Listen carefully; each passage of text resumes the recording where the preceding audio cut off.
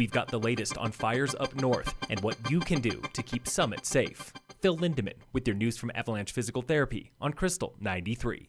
Thousands are fleeing their homes in Grand Lake, Granby, and western Estes Park today as the East Troublesome Fire grows to nearly 126,000 acres.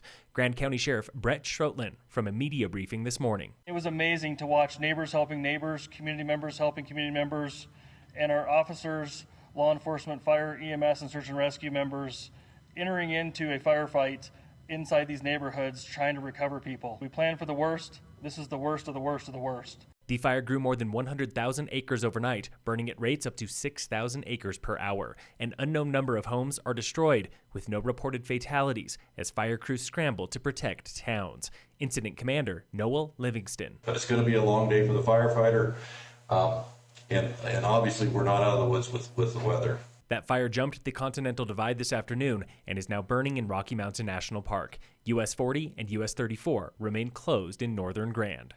Fire conditions today are unlike anything experts have seen in Colorado. Hannah Olson with the U.S. Forest Service. Really all across the state we're experiencing higher fire danger than normal. Our fuels like vegetation and woody debris are setting record trends in terms of dryness.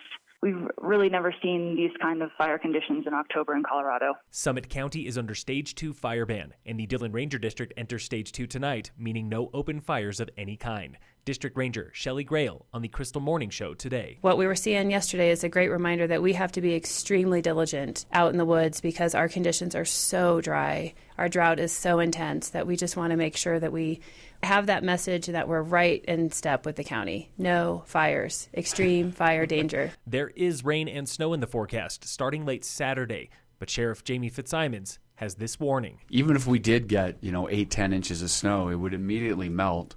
And it's going to do nothing for our drought conditions. Our drought is forecasted to be persistent through the end of January. Silverthorne Rec Center is open now for evacuees, same as Fraser Rec Center. And the smoke up north is billowing again. CDOT is 1 week away from pulling up cones on the $11 million Gap Project in Frisco, a.k.a. the Miracle Mile. With the exception of obviously landscaping in the median, both lanes will be functional. All of the traffic control and striping will be done, and the roundabout itself will be functional. That was County Manager Bentley Henderson. Expect all 4 lanes to open by next Saturday, barring any weather backups. No anticipation of funding challenges. I've been on some calls with CDOT. It seems as though the money will be there to finish the project as was planned. CDOT is back at it next summer for a roundabout at Highway 9 and 8th Avenue and upgrades to the Main Street intersection. When locals in need have nowhere to turn, they turn to Summit Advocates. So we do offer emergency rent assistance. We offer other emergency financial assistance. So if somebody, doesn't have a phone but needs one for safety purposes, we can help you get a phone, pay your utility bills. We offer food assistance. So the list really does go on and on. That was Claudia King, Development Director for Advocates, a nonprofit serving victims of domestic abuse. They have helped 420 people this year, 70% more than last year, including one woman who was not sure if she was being abused. She had actually left with nothing more than the clothes on her back. We were able to give her a hotel room and clothing, food, and get her to a place where she was able to get out of the county, back to her support system, and go through with a divorce as well. Advocates is open 24/7. Call anytime for help, 668-3906. That's 668-3906. Today, in the Krystal 93 election primer, we ask county commissioner candidates how they will vote on Measure 7A, a property tax for Colorado River conservation. Josh Blanchard will vote yes on 7A. Water is definitely threatened. Climate change is threatening our water, it's threatening our air, it's threatening our healthy forests. And so we need to do what we need to do to protect those resources. All 7 candidates agree conservation is a priority in Summit, but the question of who pays for it is tricky.